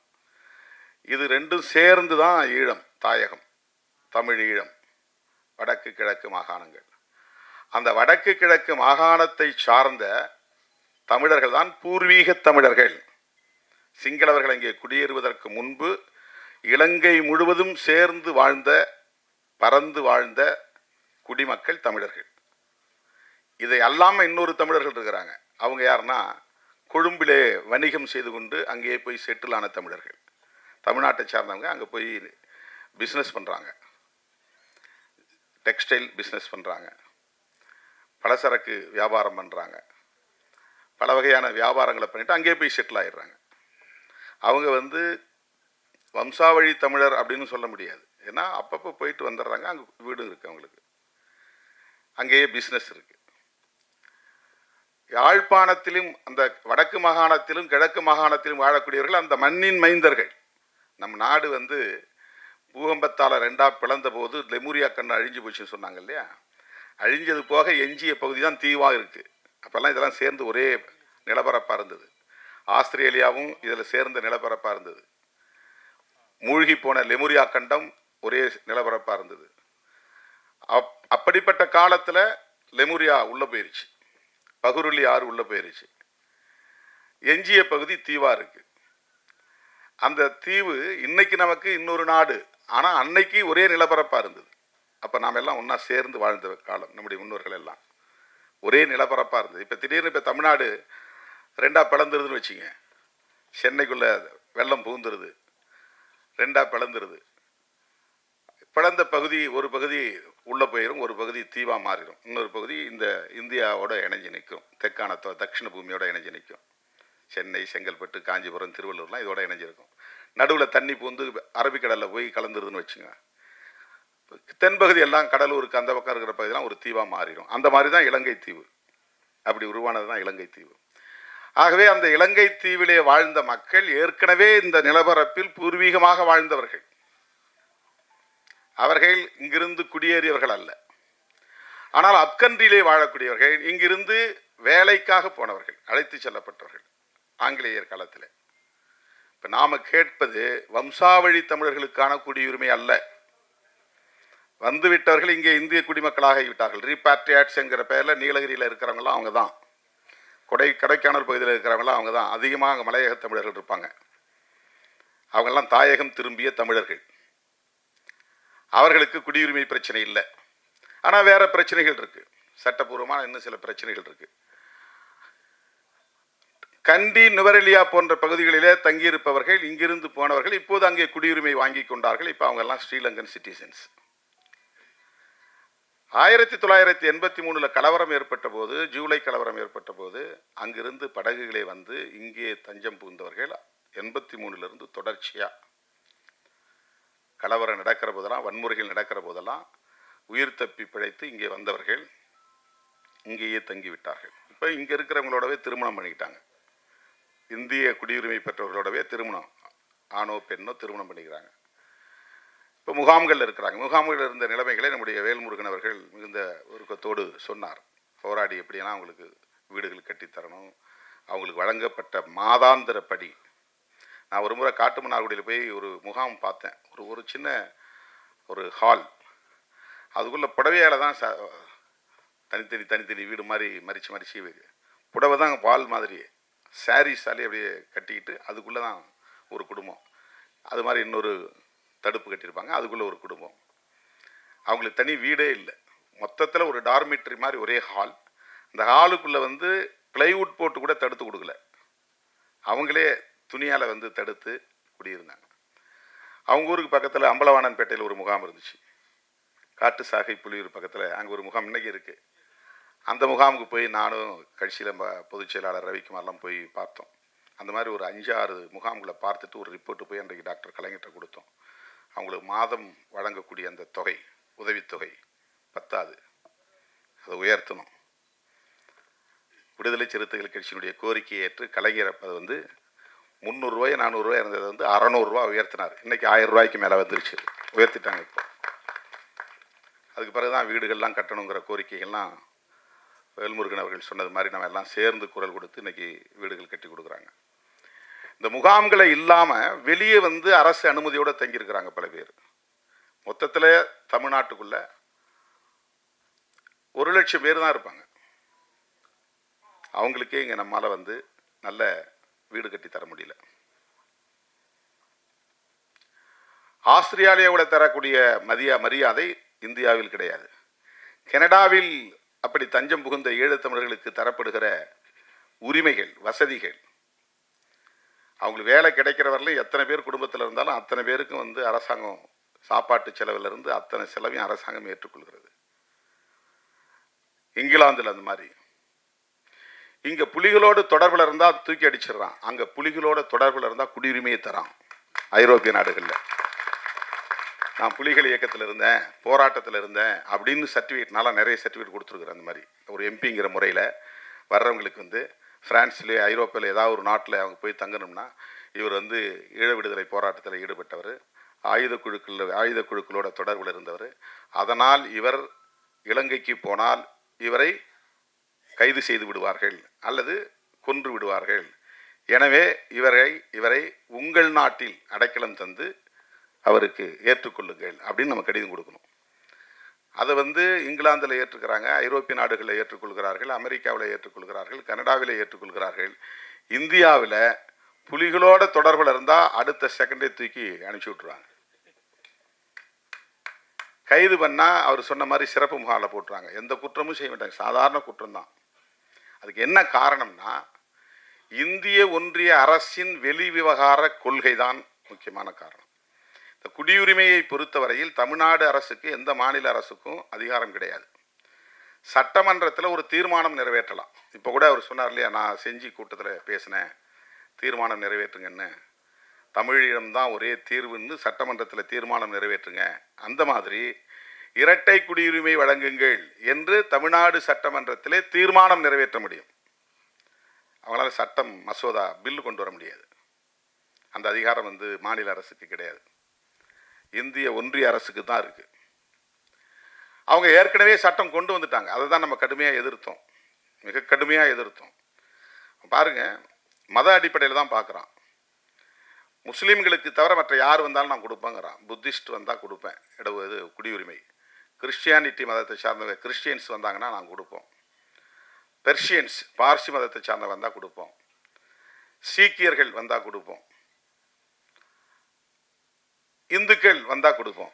ஆனால் எக்ஸப்ட் ஸ்ரீலங்காவிலிருந்து இந்துக்கள் வந்தாலும் தரமாட்டோம். ஸ்ரீலங்காவிலிருந்து வரவனா இந்துவாக பார்க்குறதுல தமிழனாக பார்க்குறான். தமிழனுக்கு குடியுரிமை இல்லை. அந்த சிஏஏ சட்டத்தில் 2 பேருக்கு குடியுரிமை மறுக்கப்படுகிறது. ஒன்று இஸ்லாமியர்கள், இன்னொன்று தமிழர்கள். இது எவ்வளவு பெரிய ஓரவஞ்சனை!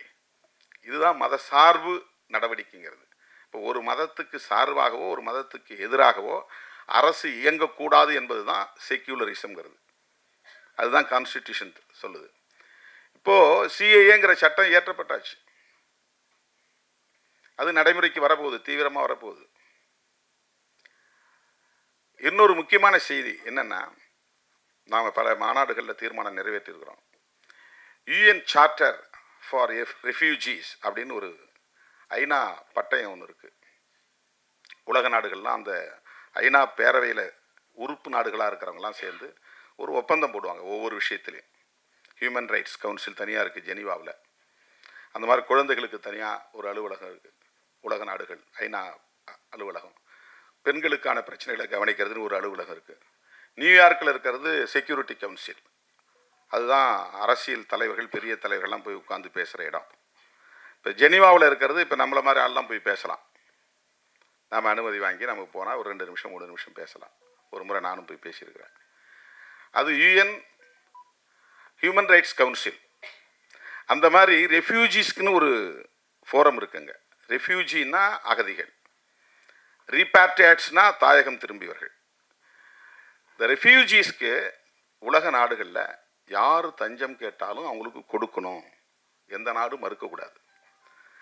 போர் காரணத்தினால புலம்பெயர்வாங்க, இயற்கை சீற்றம் காரணமாக புலம்பெயர்வாங்க, வறுமை காரணமாக புலம்பெயர்வார்கள். இப்படி ஏதாவது காரணங்களால் டிஸ்பிளேஸ்மெண்ட், ஒரு நாட்டிலிருந்து இன்னொரு நாட்டுக்கு புலம்பெயர்து. அந்த நாட்டுக்கு தஞ்சம் புகிற போது அவங்கள ரிஜெக்ட் பண்ணக்கூடாது, அவங்கள வரவேற்கணும். வரவேற்று அவர்களை மனிதர்களாக நடத்தணும். அவங்களுக்கான வாழ்வாதாரங்களை உறுதிப்படுத்தணும். அவங்களுடைய கல்வி, அவங்களுடைய சுகாதாரம், அவங்களுடைய மருத்துவம், அவர்களுக்கான வேலை வாய்ப்பு எல்லாவற்றையும் உத்தரவாதப்படுத்த வேண்டும். அப்படிங்கிறது தான் யூஎன் சார்ட்டர்.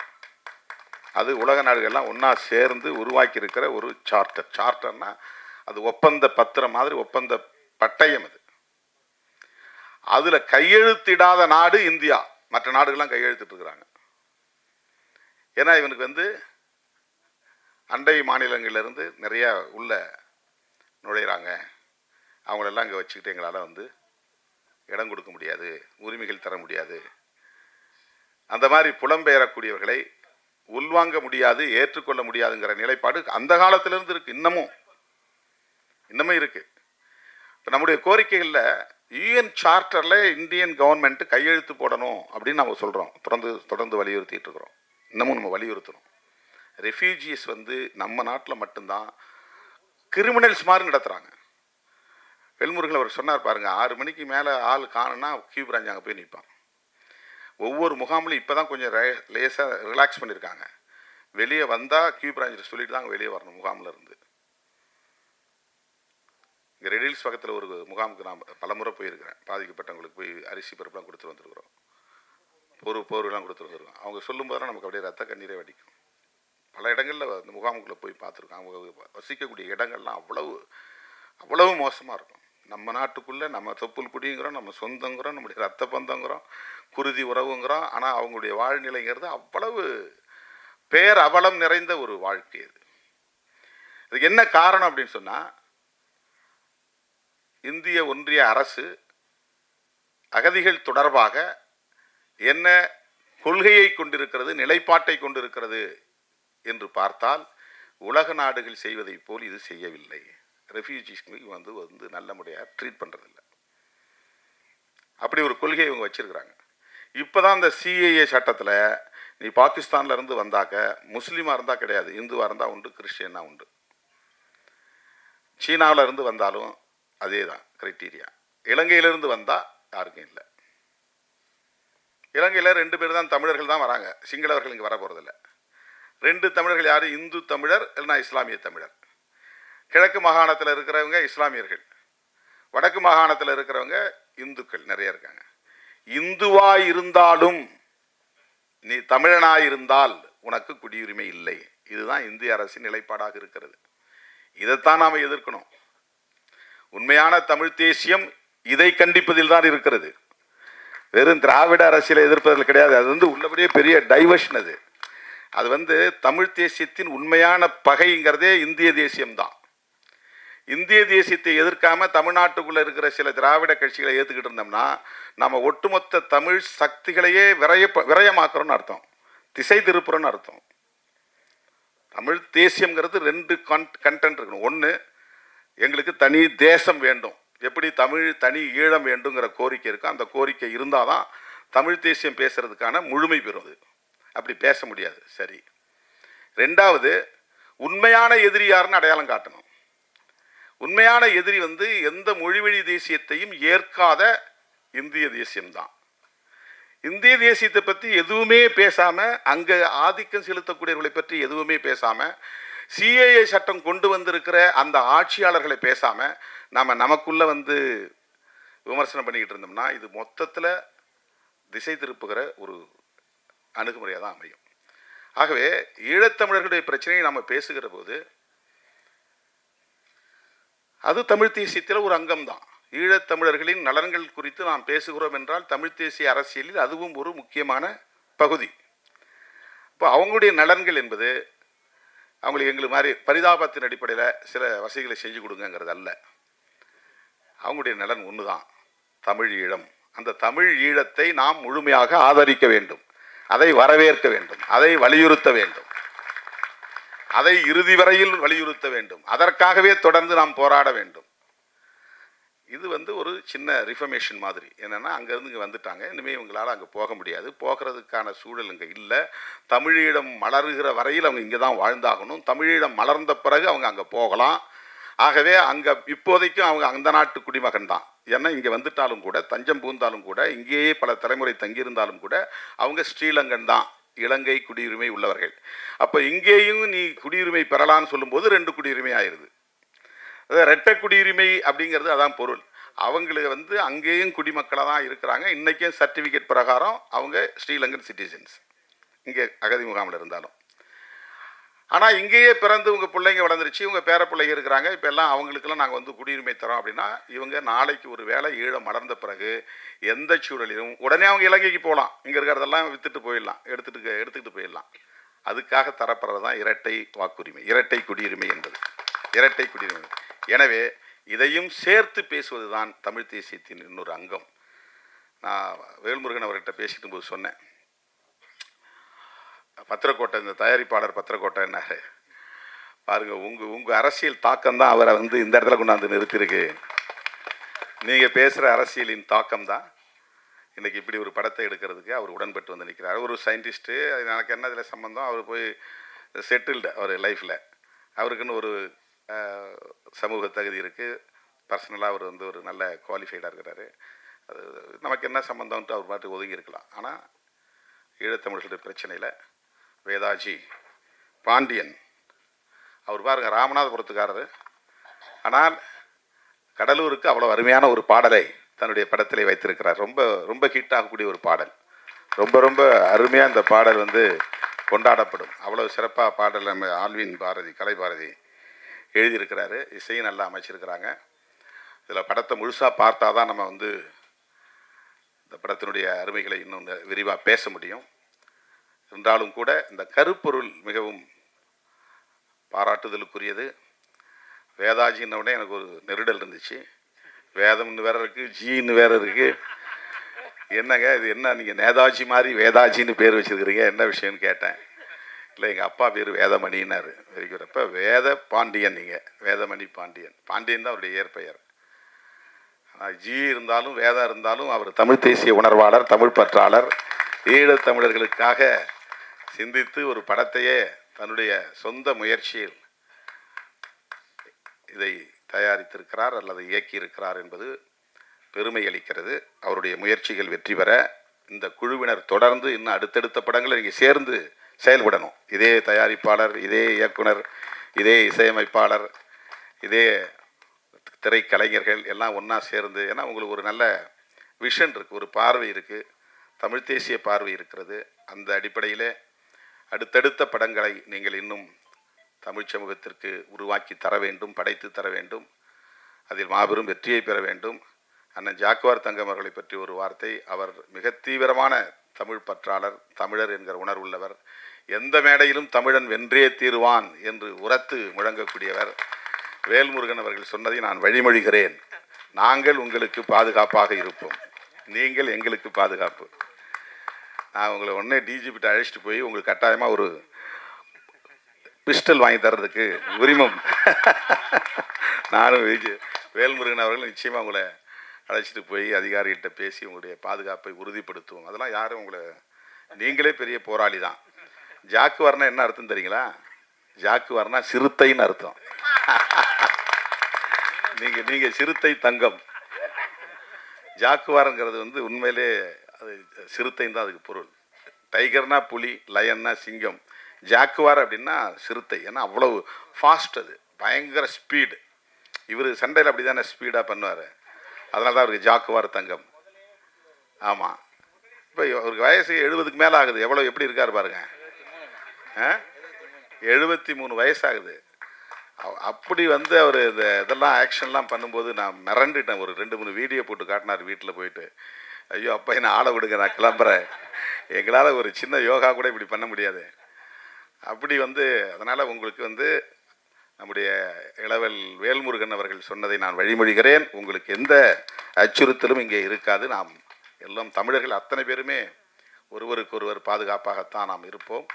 அந்த வகையில் அண்ணன் ஜாக்குவார் தங்கம் அவர்களை இந்த நேரத்தில் நான் வாழ்த்தி பாராட்டி, இந்த படக்குழுவினரை நெஞ்சார பாராட்டி வாய்ப்புக்கு நன்றி கூறி முடிக்கிறேன். நன்றி, வணக்கம்.